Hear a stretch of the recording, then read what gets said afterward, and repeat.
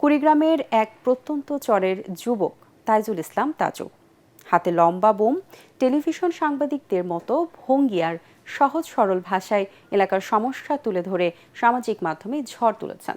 জেলার নাগেশ্বরী উপজেলার সরকারপাড়া গ্রামের সিরাজ ও তাহেরা দম্পতির ৩ ছেলে ৩ মেয়ের মধ্যে সবার বড় তাইজুল ইসলাম তাজু পেশায় রাজমিস্ত্রির সহকারী। জীবিকার তাগিদে কাজ করতেন ঢাকায়। অভাবের সংসার, তাই স্ত্রী তাকে ছেড়ে চলে গেছে।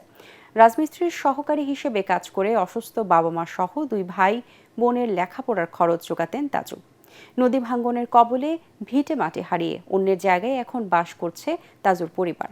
গত ঈদে বাড়িতে এসে হঠাৎ করে একটি ভিডিও তৈরি করেন জিলাপির সরকারি দাম নিয়ে, আর সেই ভিডিও তাকে এনে দেয় অপ্রত্যাশিত পরিচিতি।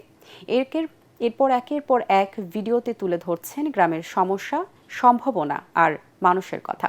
তার সহজ সরল উপস্থাপনা আর আবেগঘন ভাষা ছুঁয়ে যাচ্ছে মানুষের হৃদয়। অনেকে হাসাহাসি করে, আমাকে অনেক ঠান্ডা করে।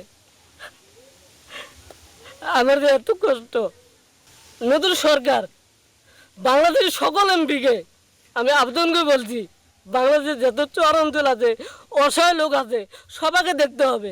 আমি চাই না আপনারা আমাকে দেখেন। মানুষ খুশি থাকলে আমিও খুশি থাকবো।